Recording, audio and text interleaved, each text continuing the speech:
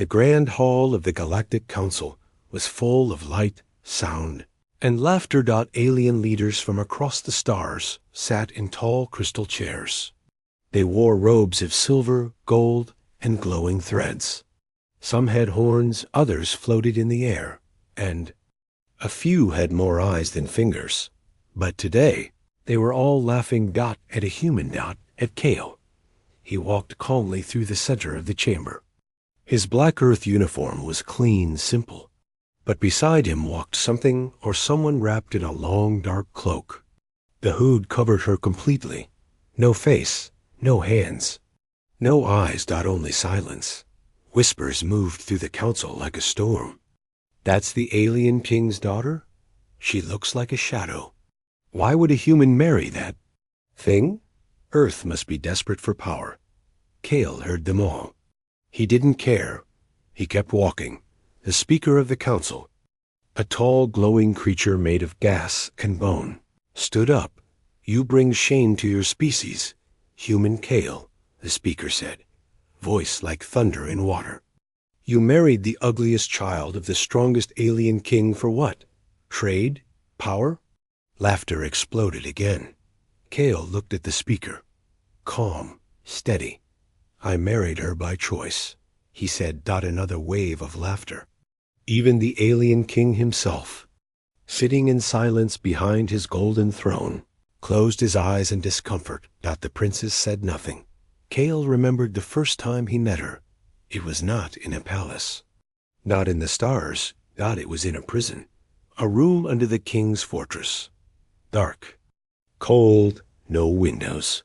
Only one chair and a girl in chains. She didn't speak. She didn't move. But her presence filled the room like a storm trapped in glass. The king had told him, if you want peace for Earth, you must marry her. No questions, no conditions. Kale had nodded once. No one understood why. Back in the council hall, the speaker raised one glowing hand. This council does not accept this union, he declared. The daughter of Jaren is not worthy of joining the council through marriage. Her blood is not pure. Her body is not stable. The princess's head turned slightly. Just slightly. One of the lights above flickered. No. One noticed. Kale spoke again. You don't need to accept it. She's my wife. Earth stands with her. A thick alien with armor like red stone laughed loudly. You married a walking curse, Kale. Her own people feared her. They say her mother vanished after giving birth. Kale stepped forward. Be careful with your words. The armored alien leaned in. What will she do? Scare me with that cloak? Suddenly, his armor cracked. A thin, invisible pressure passed through the air, like wind that couldn't be seen. The alien screamed and fell backward. His armor steamed. His mind blanked for a second. No. One moved. Kale didn't blink. The princess didn't move. The laughter died slowly. The speaker stared at Kale. You're playing a dangerous game. Human. Kale smiled. Just a little, maybe. But at least I know the rules. Far above, outside the council building, the sky shifted slightly. 3 council satellites lost signal. No one knew why. The official report said minor glitches. That the guards stationed nearby would never forget it. They saw the stars twist for a moment, like something inside the cloaked woman was watching them. Later that night, Kale sat in his private room. The princess stood near the window. She still wore her cloak. You didn't have to stop him, Kale said softly. She turned her head. He insulted you. I can handle insults. He touched fear. I let him taste it. Kale looked at her. He still couldn't see her face. He still hadn't touched her skin. But he felt something inside her. Not rage, not fire. Something ancient. You're not like the others, he whispered. No, I am not. He took a step forward. What are you? She stayed quiet for a moment. Then, in a voice that sounded like many voices layered together, she said, They call me the king's daughter. but I was never born. I was found. Kale froze. She walked toward him slowly. They laugh now. Let them. They laughed once before, too, a long time ago. What happened then? He asked. They stopped laughing. And just for a second, her cloak moved, and Kale saw light under it, shaped like wings made of stars. He didn't sleep that night. 12 weeks earlier, the human ambassador. Kale stood alone before the throne of King Jiren. The alien king was twice his size. His crown was a sharp bone structure grown from his skull. His skin was silver gray, and his eyes burned red like coals from an ancient forge. Jiren spoke with a low voice that shook the floor. You want peace for Earth? Yes, Kale replied. Then take my daughter as your wife. Kale blinked. I didn't come to. Jiren raised one hand. This is not a request. This is a gift. Kale glanced around. No one else was in the room. No guards. No advisors, only silence and heavy tension. Jiren stepped closer. She is unique, but dangerous. The council fears her. They fear me because I raised her. But I cannot contain her forever. Kale's heart beat faster. Why me? The king stared into his soul. Because she chose you. Later, in a hidden wing of the palace, Kale was taken down an old stone hallway lit by cold blue light. Soldiers avoided it. Even the floor felt strange, like it remembered pain. He was brought to a locked chamber with ancient markings on the sea. Door. Inside she stood, wrapped in the same dark cloak, still. Silent. Her presence made the air feel heavy, like time slowed around her. Kale stepped inside. The door sealed behind him. He looked at her. You're the king's daughter? She didn't reply, but something moved under the cloak. A ripple, not of cloth, but of energy. He spoke again. Do you want this marriage? A whisper came, soft, calm, but layered, like 10 voices at once. Do you? Kale took a breath. If this saves Earth, I'll do it. She tilted her head. You're not afraid of me? He didn't answer, not fully. Instead, he said, not yet. Back in the present, the Galactic Council still whispered. Rumors flew across planets like wildfire. The human married her because he was threatened. No, he did it for power. I heard she can melt steel just by looking at it. She's cursed. The daughter of something older than Jiren. Kale ignored them. He sat beside his bride in the waiting chamber of the council ship. They had called another emergency meeting. Too many leaders were frightened. Too many wanted answers. His bride was quiet. Kale noticed things. The lights above her always dimmed slightly. The nearby technology glitched when she was close. And sometimes he saw shapes inside her cloak. Shapes that didn't follow normal physics. Once, during a silent evening in the diplomat wing, he saw her standing in front of a mirror. She wasn't looking at herself. She was looking through it, and the mirror showed stars he didn't recognize. 3 nights later, an ambassador from the Kalari Empire, the one who laughed loudest in the council, sent Kale an invitation to a private peace dinner. But when Kale arrived, it was an ambush.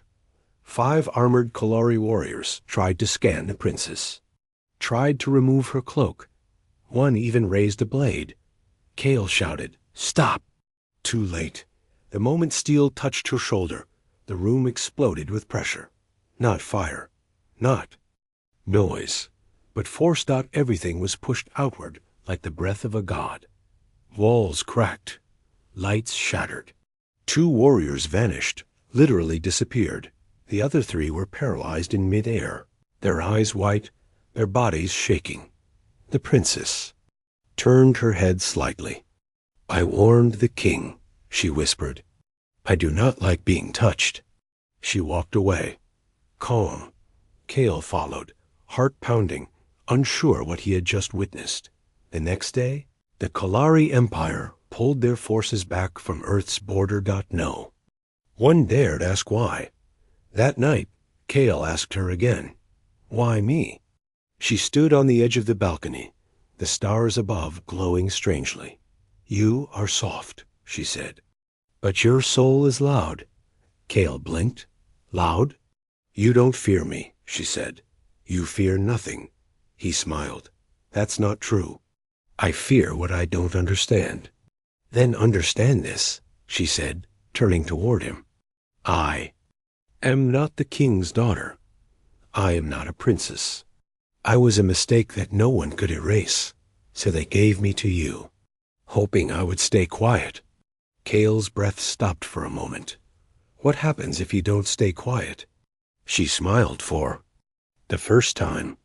"Then the stars will remember my name again." Kale couldn't sleep. He had seen many strange things in his career alien rituals. Space creatures with minds like lightning, and planets that grew bones from the ground. But nothing compared to her. The alien king's daughter was more than a mystery. She was something deeper, older, maybe even wrong. That night, Kale stood outside her chamber. His hand hovered near the door panel. He wasn't afraid. Not exactly. But something inside him whispered, "You shouldn't go in." He entered anyway. Inside the room, it was cold. Not like ice, but like the absence of warmth. She stood at the far end, her back to him, still cloaked. She didn't turn. "You came." Kale nodded slowly. "I need answers." "I already gave you one," she said. "I chose you." He stepped closer. "But why? Why me?" "I'm just a human ambassador from a minor planet." "You are more than that," she replied. He frowned. "Prove it. Show me who you really are." Silence. Then a whisper. "Are you sure?" "Yes." She raised one hand and slid the hood down, and Kale's knees nearly gave out. Her face was not ugly, but it wasn't beautiful either. Not in the way people describe beauty. Her skin shimmered like starlight underwater. Her eyes were like twin galaxies, spinning slowly. Her hair floated in the air, not like strands, but like dark smoke from a dying sun. But the worst part, the most impossible part, was what surrounded her. Wings. Not of feathers. Not of flesh. They were made of energy and memory. Every time Kale blinked, they changed shape. Sometimes fire. Sometimes circuits. Sometimes ancient runes older than the stars. She was not a person. She was a pattern. A form trying to wear. Body. Kale stumbled back. He started. "I don't understand." She walked toward him slowly. "No one does. That's why they fear me." Kale couldn't look away. "You're not Jaren's daughter." "No. He found me in a tomb, under the deepest layer of his planet, buried in a vault sealed by species that no longer exist." "Were you dead?" "No," she whispered. "I was waiting." Meanwhile, far above. In a secret chamber of the Galactic Council, 12 leaders watched Kale and his bride on a live feed. They were spying, using hidden sensors. Image of her face sent a wave of fear through the room. One leader stood up. "She's not royalty. She's a Class X threat entity." Another shook his head. "She's more than that. She could be a sleeper, a weapon from the First War." The room grew silent. An insectoid admiral hissed. "We must erase them both before she wakes fully." The Speaker of the Council said nothing, but his fingers trembled. Back in her chamber, Kale finally found his breath. "I saw something when you touched me," he said. "In my dreams." She nodded. "Fragments of your future, or possible futures. I cannot control what leaks through." Kale sat down. "Do you know what I saw?" She looked at him. "No." "I saw the stars on fire, whole empires kneeling, and me, standing beside you." "That is one version of tomorrow," she said quietly. What's the other version? He asked Dot. She turned back to the window. No one survives. Later. That night, Kale recorded a message for Earth Command. They lied. She's not a princess. She's not even from this galaxy. She's a force, a living map of the past and future. And she's waking up. He paused, but here's the part. That scares me most. I don't want to stop her. He deleted the message before sending it. 2 hours later, the cloaked woman was visited by a shadow being her father, King Jaren. He appeared through a holographic gate. You showed him, didn't you? The king said, Yes, foolish girl. He's still just a human. No, she said. He's mine. The king stepped back. You were never supposed to feel. She smiled. I wasn't supposed to wake up either. Yet here we are. The hologram fizzled. In the council's military sector, warships began moving into position. Slowly, quietly. One whispered command echoed through the fleet. If she ascends, destroy her. But deep in her room, Kale asked one final question before sleep. Why do I feel safe around you? And she replied, Because your species was the last to forget me, and maybe the first to forgive me. Across the galaxy, leaders gathered. In secret, they sat in dark rooms filled with data screens, maps, and trembling silence. One word kept appearing on every report. Unstable. Another followed it like a shadow. Awakening. And every leader whispered the same question. Is she a weapon or a queen? Back on the council ship, Kale stood before a black mirror inside a hidden lab. It was showing him strange data about her. His bride, alien DNA, unknown molecules. Old symbols that didn't match any known language. Every test failed to label her species. One result simply displayed. Data rejected. Subject older than recorded time. Kale stared at the words. His hands trembled, but not from fear, from awe. Night, he asked her, why did the king hide you for so long? She answered without turning. I wasn't ready. Kale stepped closer. Ready for what? To become what I was made to be. Meanwhile, on a distant moon, a secret meeting was held between 3 powerful empires. The Kalari, the Shun, and the Vortec Alliance. They were terrified. She bends light. She warps gravity. Our spies tried to scan her mind. They lost control of their bodies. One Shun general growled, She's not a queen. She's a weapon from the first age. Something buried, not born. The Vortec diplomat hissed, and let us bury her again. They agreed on a plan. Back on the council ship, Kale and his bride were walking the outer ring of the observation deck. Planets sparkled in the distance. Do you feel it? She asked. He frowned. Feel what? She turned slowly. Her cloak moved. Like it had a life of its own. Fear. It spreads like a virus through their ships. They are not preparing for peace, Kale. They are preparing for war. Kale clenched his fists. Because they still don't understand you. No, she said.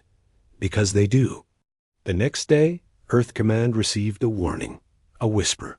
From a dying scout ship, its last words were, Fleet movement detected. 32 warships, headed for Council orbit. Silent formation. Not responding. Then nothing. That night, Kale sat alone with her Dot. He had so many questions, but only one made it past his lips. Were you created to destroy? She sat beside him, silent. Then she said, No one creates peace. Then why were you made? She turned her head, and for the first time, her voice shook. I don't know, but you can feel it, can't you? He asked Dot. She nodded. Something inside me wants to wake up, and it scares me. Then don't wake it. She looked at him. If I don't, you die. Suddenly alarms rang across the station. The Council's outer satellites were under attack. Explosions in silent space Flashes of red light. Kale ran to the command deck. He looked at the main screen. Incoming vessels. 32. No flags. No call signs. War had begun, but no one had declared it. The Speaker of the Council shouted orders. Ships scrambled, and then she entered the room. The soldiers froze. Technicians dropped their tools. Her presence changed everything. The Speaker pointed. You, stop this. If you are a queen, protect us. If you are a weapon, then go back to sleep. She raised her head, and her voice echoed across the deck. You laugh at what you fear. You hide behind numbers and ships. But you forget something. Important. I never needed permission. Kale stepped toward her. She didn't look like a bride anymore. Not a mystery. Not a shadow. She looked like judgment wrapped in starlight. He whispered, What are you going to do? She turned to him.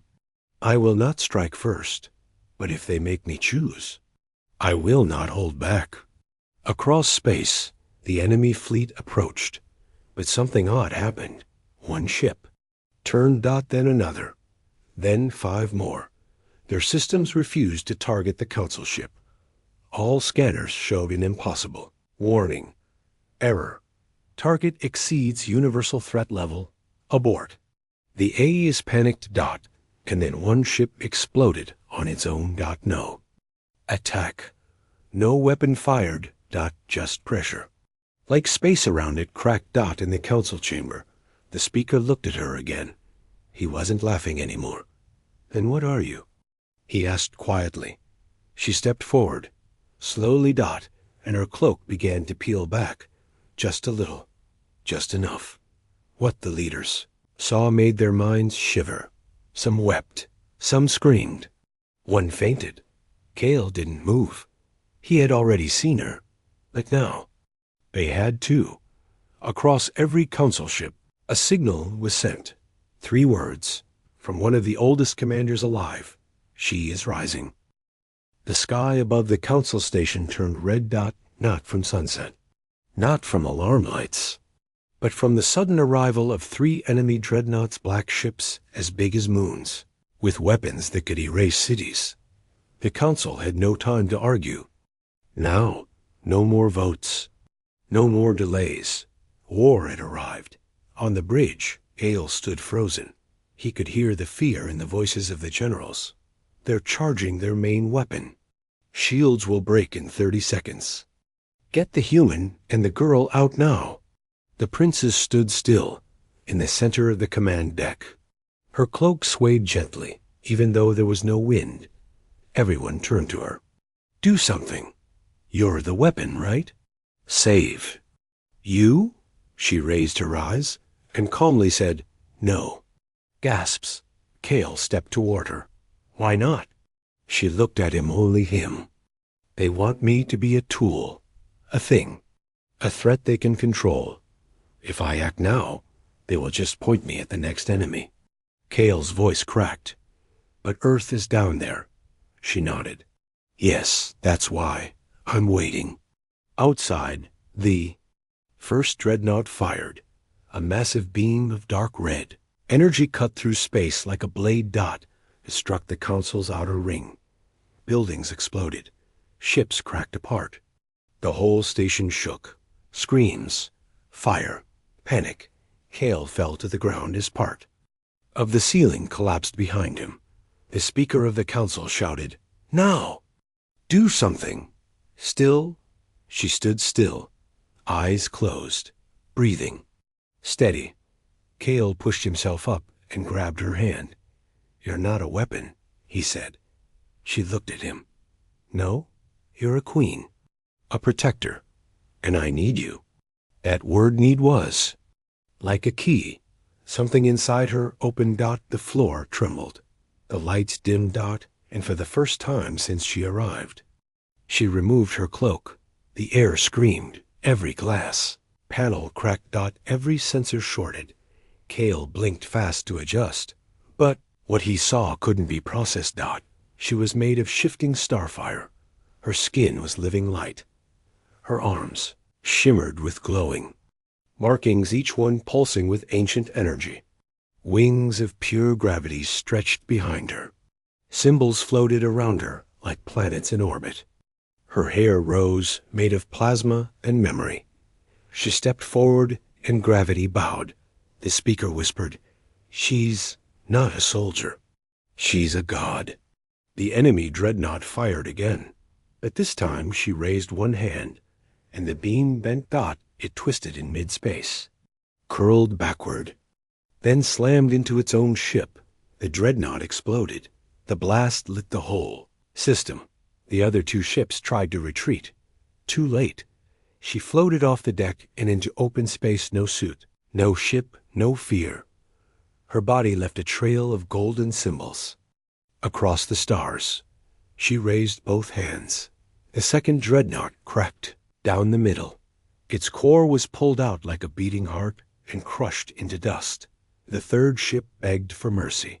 Its crew sent surrender codes. They even turned off their shields. She stopped. Paused. Then looked toward Kale, watching from the deck window. "What should I do?" she asked. He answered quietly, "Let them live." And so she did. Silence returned to space. The three dreadnoughts were gone. One destroyed, one disabled, one spared. The station floated in the dark. The stars no longer red, but gold. Back on the deck, every leader fell silent. Some dropped to one knee. Others couldn't look her in the eyes. Speaker finally stood and bowed his head. "We were wrong. You are not just a bride, not just a tool. You are the balance." She said nothing. Her body slowly dimmed, returning to its cloaked form. Only Kale remained standing beside her. He didn't bow. He didn't fear. He only reached for her hand, and she took it. That night, she spoke quietly to Kale. "I felt something today." "What was it?" "Purpose." He nodded. "I felt something too." "What?" "Pride." Meanwhile, across the galaxy, leaders rewrote their plans. Some erased old treaties. Some destroyed weapons meant for war. But all of them marked this day in history. The day a human bride showed the galaxy what power really looked like. The council hall was silent. No laughter. No whispers. Only the low hum of the damaged structure and the heavy breath of leaders who had seen something they could not forget. She entered with Kale. No guards. No crown. No weapons. But this time, no one laughed at the cloaked figure beside the human. Because they all knew what she was now. Not a princess. Not a mistake. Not a weapon. A force. Kale walked confidently. He stopped in front of the speaker's throne. The old being who once mocked Earth now bowed his head low. "Human Kale, we request peace." Kale looked at the circle of galactic leaders. Beings with scales, wings, chrome bodies, and void-shifting forms, all now quiet. "I don't speak for her," Kale said calmly. "Not anymore." Gasps. All. Eyes turned to the cloaked figure. She stepped forward slowly. The ground beneath her glowed faintly with each step. She pulled back her hood, but only halfway. Enough to show her eyes. They were stars in motion. She spoke softly, but her voice filled every corner of the hall. "You feared what you did not understand. You mocked what you could not measure. You tried to break me before I even chose to rise." Many bowed. Some fell to their knees, heads low. The Vortec emissary whispered something in a lost language, a word meaning rebirth. Kale turned to them all. "You called Earth small, weak. You said we didn't belong." He stepped beside his bride, but we belonged with her. Far across the stars, ships received a new signal. It came from the council. An order, a rewrite of history. Earth is not to be challenged. Earth is protected by the Queen of Flame and Void. Back in the hall, the speaker struggled to speak. "What? What do we call you?" She paused. Her glowing eyes turned to Kale for silent thanks, and then to the crowd. I have many names, she said, but today, you may call me what Kale calls me. What's that? Asked a voice near the back. Kale smiled gently. Wife. The room held its breath. Then the first leader fell to his knees. Then another dot, and another. One by one, across the hall, across planets, across systems, they knelt, not in fear, not in shame, but in respect. Later, alone on a quiet balcony overlooking a starry field, Kale and his bride stood side by side. She no longer wore the cloak. She no longer had to hide. Kale held her hand. You changed everything, he whispered. She nodded. You helped me become... Do you regret it? He asked. Regret marrying you? No. Regret waking up. She thought for a long time. Then answered softly. No. I was tired of sleeping through a galaxy that forgot how to love. Kale smiled. Above them, a dozen warships turned to escort Earth's fleet, not as guards, but as allies. Peace wasn't born through fire. It was born through one impossible love the galaxy dared to laugh at. And now, they kneel.